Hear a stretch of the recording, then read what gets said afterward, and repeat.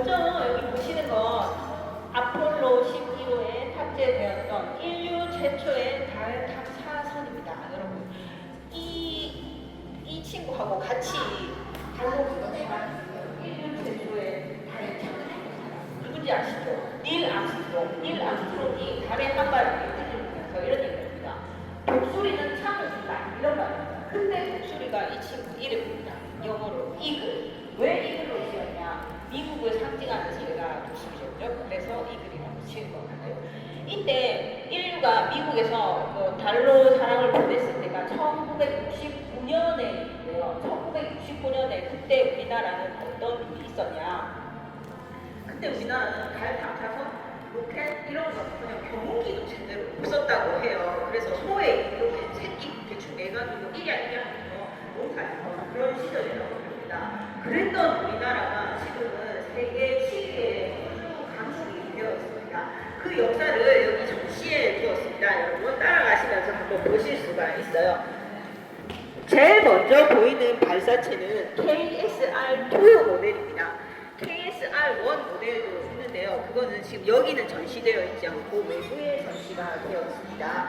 KSR-1과 2의 다른 점은 KSR-2 같은 경우는 중간에 1단과 2단으로 분리가 됩니다. 왜 분리가 되게 만들었냐? 일정 고도가 되면 필요 없는 1단 부분은 탈락시켜서 버려요. 그러면 가벼워지겠죠. 더 높이 올라갈 수 있게 되는 거예요. 1단과 2단 부분의 차이점, 그거라고 보시면 됩니다.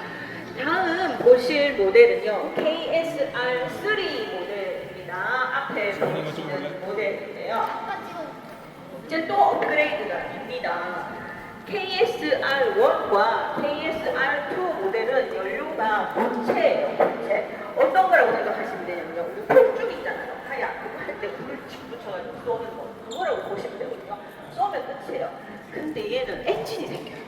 여기 엔진 보이시죠? 그죠? 엔진이 생기고 연료도 액체로 바뀝니다. 액체는 기름 같은 거거든요. 기름으로 사용하기 시작하면서 추력을 조절할 수 있게 돼요. 우리 자동차 엔진 그 엑셀레이터 탁 밟으면 강하게 가잖아요. 떼면은 안 가잖아. 그것처럼 추력이 강하게 필요할 때는 엔진을 세게 가동해서 강하게 갈 수 있게, 그리고 필요 없을 때는 꺼버릴 수도 있게, 그렇게 조절이 가능하게 업그레이드가 됩니다. 다음 보실 모델은요, KSLV-1 모델입니다. 여러분, KSLV는 공식 명칭이고요. 별명은 나로호입니다. 나로도를 따서 나로호라고 지었다고 합니다. 나로호 같은 경우는요, 1단과 2단이 분리되는 형태로 설계가 되었어요. 그런데 1단 부분은 아쉽게도 지금 현재 전시가 되어 있지 않습니다. 왜냐하면요, 1단 부분이 우리나라 그때 기술이 별로 없었어요. 러시아 기술을 좀 빌려가지고 만들었거든요. 러시아 애들이 가져갔어요. 지금 여기 남아있는 건 우리나라 순수 기술 2단 부분만 남아있다는 점 말씀드립니다. 그리고 이때 이제 이 친구부터 로켓으로서의 어떤 목적과 기능입니다. 로켓이라는 건요, 택배차거든요. 택배차. 어떤 택배차냐? 지구에서 물건을 실어서 우주로 날려보내는 뭔가 물건을 운반하는 택배차예요. 뭘 운반하냐? 여기 있습니다. 운반하는 물체가 여기 있습니다. 이 친구의 이름은 나로과학위성이라고 하는데요. 나로도를 따서 나로과학위성이라고 지은 것 같아요. 여기에 만약에 위성을 씌웠다 그러면 우주 발사체가 돼요. 근데 여기에 폭탄을 씌웠잖아요. 그럼 미사일입니다. 그리고 폭탄을 씌운다 그러면 핵미사일입니다. 여기에 만약에 사람을 태운다 그러면 유인 우주선이 됩니다. 여기에 무엇을 실느냐에 따라서 지구의 기능과 이름이 달라진다고 보시면 됩니다. 여기가 사실은 퍼스트 클래스예요. 가장 중요한 부분이거든요. 그래서 얘를 보호할 부분이 있어야 되잖아요. 보호할 부분이 여기 있어요. 베어링이라고 하는데요. 실제로 이렇게 딱 조립해서 맞아준다고 보시면 되거든요. 일정 궤도에 올라가면 다른 건 다 필요 없어요. 중요한 저 친구만 궤도에 올려놓으면 되기 때문에 다른 건 다 탈락시키거든요. 요렇게 벌어져서 탈락되고 뒤쪽도 탈락돼서 없어지거든요. 탈락될 때 또 고도의 기술이 적용이 됩니다. 어떻게 하냐? 조립하는 나사 안에 화약이 들어있어요. 그래서 그 화약이 다 터지면서 이렇게 분리되고 기술이 된다고 합니다. 굉장히 의외의 기술이라고 해요. 다음 보실 모델은요.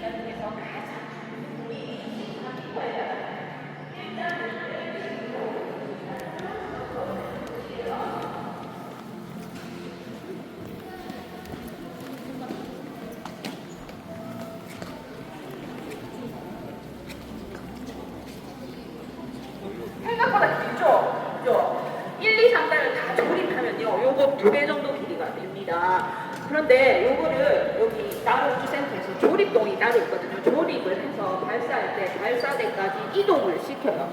특수 트랜스퍼에 실어가지고 이동을 시키는데 그 거리가 1.8km 정도 됩니다. 그런데 움직이는 소요 시간은 1시간 40분. 그러면 시속 1km로 거예요. 사람이 그냥 걸어도 시속 4km가 나오거든요. 근데 그렇게 천천히 움직이는 거예요. 왜 천천히 움직이냐? 이 안에 최첨단 장비가 탑재되어 있기 때문에 발사 직전이잖아요. 지금 발사하러 가는 거잖아. 마지막 순간에 실수가 있으면 안 된다 해서 굉장히 조심스럽게 다룬다고 합니다. 근데 그 발사대에 보면 엄빌리컬 타워라는 게 있어요. 그게 뭐냐면 이 친구한테 연료를 공급하는 장치이거든요. 연료를 공급하는 장치를 엄빌리컬 타워라고 이름 붙였는데 그 엄빌리컬이 탯줄이라는 뜻입니다. 그러면 연료를 공급하는 장치가 탯줄이라는 말은 이 친구가 뭐다 악이라는 뜻이겠죠. 그것만 봐도 우리 과학자들이 이 친구를 얼마나 귀하게 여기는지 아실 수 있을 거라고 생각이 됩니다. 다음 보시는 부분은요. 누리호의 심장 75톤급 엔진 4개를 붙인 누리호의 심장입니다. 여러분 75톤급이라고 제가 방금 말씀을 드렸는데요. 그게 어떤 스펙이냐면요. 1톤 트럭 아시죠? 1톤 트럭은 1톤 무게의 짐을 뒤에 싣고 달릴 수 있다는 뜻이거든요. 75톤급은 75톤 무게를 위로 들어 올릴 수 있다는 뜻입니다. 4개가 붙어 있으니까 300톤 무게를 위로 들어 올릴 수 있다는 뜻입니다. 근데 제가 아까 누리호는 200톤이라고 말씀드렸거든요. 왜 300톤이 필요하냐? 공기저항이 있잖아요. 중력이 있잖아요. 그걸 다 이겨내기 위해서는 200톤을 들어 올리려면 300톤 정도는 필요하다. 그렇게 설계했다고 합니다. 여기 보시면 엔진을 하나하나 잘 보실 수 있어요.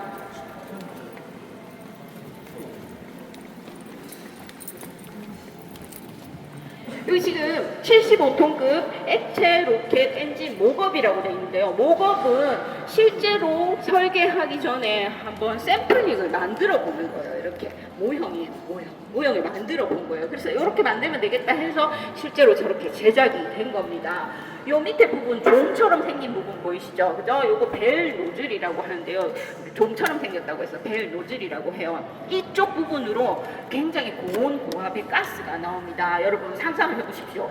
이런 게 여기 4개가 붙어 있어요. 그리고 그 위로 15층 높이의 누리호가 쭉 있어요. 그리고 이쪽으로 고온고압의 가스가 나오면서 위로 붕 뜨게 되는 겁니다. 대단하죠, 그죠? 자, 그리고 이쪽 부분으로는 연소된 고온고압의 가스가 나와서 위로 붕 뜨게 되고요. 여기 부분에서는 그름 있죠, 그죠? 배기가스 같은 거, 그게 이쪽으로 나온다고 보시면 돼요. 영상 같은 거 보면 여기서는 검은 연기가 나오는 거 보실 수가 있습니다.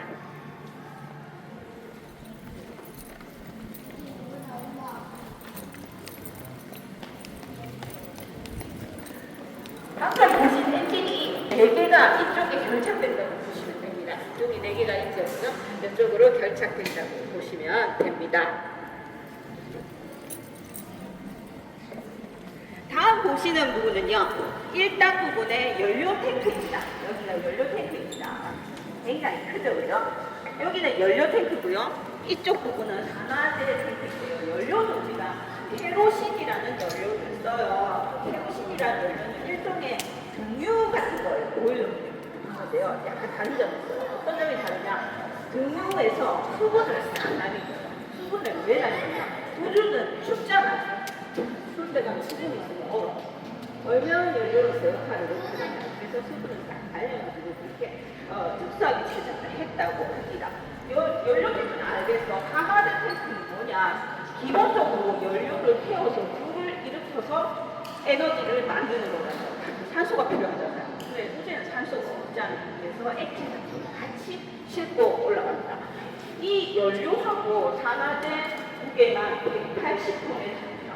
200톤 중에서 이게 거의 대부분의 무게를 차지합니다.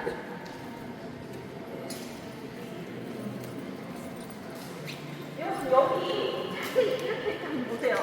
삼각형을 찾으실 수 있어요. 왔다 갔다 하는 삼각형을 찾으실 수 있어요.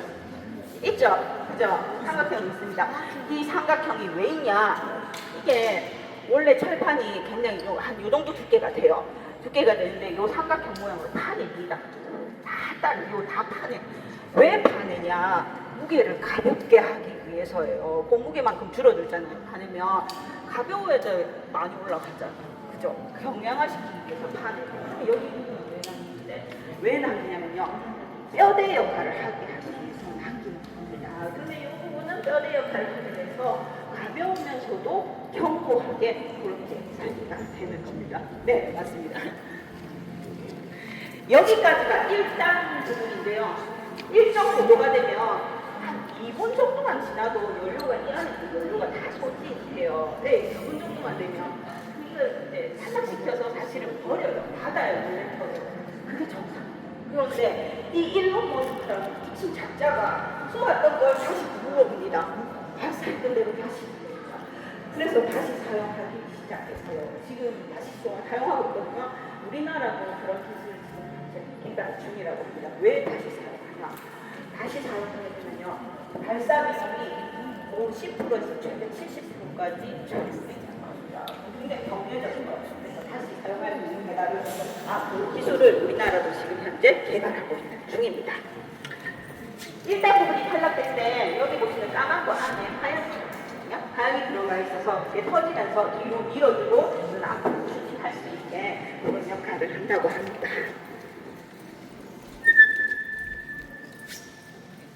2단 부분에 산화제 탱크인데요. 여기도 마찬가지로 삼각형을 찾으실 수가 있어요. 알고 계시죠? 그죠? 삼각형. 자, 여기서 제가 안에 이걸 파낸다고 말씀드렸잖아요. 그죠? 여기 파내진 부분 있잖아요. 여기가 가장 얇은 부분인데요. 가장 얇은 부분은 약 2mm에서 3mm 정도밖에 안 돼요. 손으로 잘 누르면 들어갈 수도 있는 그런 두께라고 해요. 그래서 이게 약간만 스크래치가 나고 큰일 난다고 해요. 10개월을 걸려서 다시 또 만들어야 된다고 하거든요. 그래서 굉장히 조심스럽게 다뤄야 된다고 들었습니다.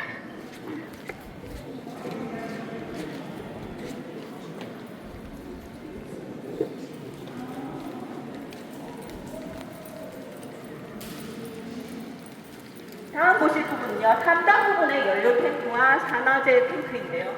1단 부분 연료 탱크에 비해서 굉장히 작죠. 그죠? 작은 이유는 무거운 부분 다 탈락시켜서 버렸잖아요. 그죠? 그러니까 아주 가벼운 위성 하나만 쓰는 거예요. 그러니까 연료 탱크와 산화제 탱크가 작아도 충분히 우리가 원하는 곳에 위성을 보낼 수가 있게 되는 거죠. 다음은 이제 주인공이 나옵니다.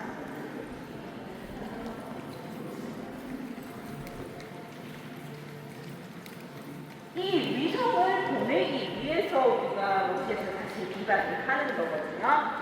요 큰 네모이죠. 요 큰 네모를 우리가 주 탑재 위성이라고 부릅니다. 안에 작은 네모 5개 있죠. 그 5개를 표고 위성, 탑재 위성이라고 부릅니다. 이번 4차 발사 때 주 탑재 위성 하나와 표고 위성 12개를 쏘아서 올려 보냈어요. 그래서 지금 현재 정상 작동하고 있다고 합니다. 어떤 일을 하느냐, 오로라를 관측합니다. 그래서 뭐 이렇게 전자장치 이런데 방해가 되는 신호가 없는지 그런 것들을 잡아낸다고 해요. 그리고 삼성 반도체를 실어서 올려보냅니다.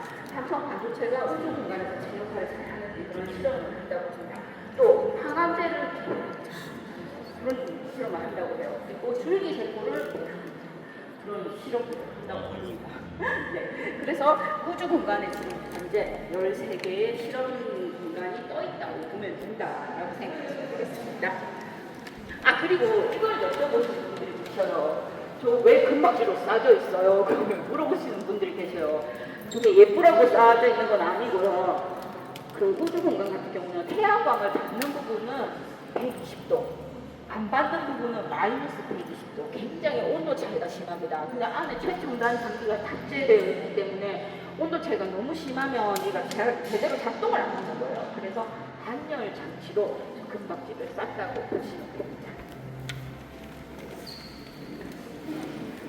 다음 보시는 부분은요, 위성을 보호하는 베어링이 됩니다. 이렇게 마찬가지로 일정 위치가 되면 이렇게 땅콩 껍질까지 지시를 딱 분리돼서 우주 공간으로 떨어진다고 보시면 됩니다. 다음은 대한민국 최초의 달 탐사선 다누리 모델인데요. 요거는 아쉽게도 우리나라 우주 발사체에 실어져서 보내진 건 아니에요. 미국의 스페이스X에 좀 부탁해가지고 이거 좀 쏴줘. 그래서 펠컨 9이라는 로켓에 실어서 올려 보내진 건데요. 우리가 그냥 부탁한다고 쏴주겠어요? 아니죠. 780억 줬다고 합니다. 이거 쏘는데 굉장한 금액이 듭니다. 그래서 여기서 우리가 로켓을 계속 개발해야 되는 이유가 생기는 거예요. 왜냐면 우리나라 위성을 쏘아 올려 보낼 때도 필요하지만 우리나라가 계속 그 발사체를 성공을 하다 보면 다른 나라에서 우리 위성 좀 쏘아줘 이렇게 부탁할 수 있게 된다는 거거든요. 그러면 복구가 늘겠죠. 그렇죠? 그래서 계속 되는 이유가 생겼다라고 보시면 됩니다. 여기는 터린다이라는 모델인데요. 역시 마찬가지로 아리안 스페이스라는 다른 회사의 발사체에서 쏘아 올려진 위성입니다. 이 위성과 이 위성은 현재 각자 자기 자리에서 제 역할을 다 하고 있습니다. 그런데 여기가 처음 만들 때 두 개를 만들어서 하나는 이 친구가 로켓 안에 실어져서 이런 고압에 잘 적응할 수 있는지, 진동에 잘 적응할 수 있는지, 우주 공간에 잘 적응하는지 여기 우주센터 안에 비슷한 환경을 만들어서 실험을 합니다. 그러니까 실험을 마치고 여기 전시되어 있다고 보시면 됩니다. 친구가 실험을 마친 친구입니다.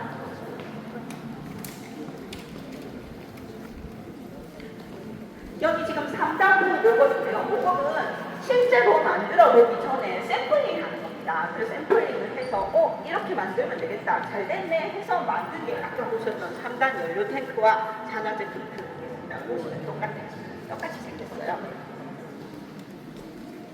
자.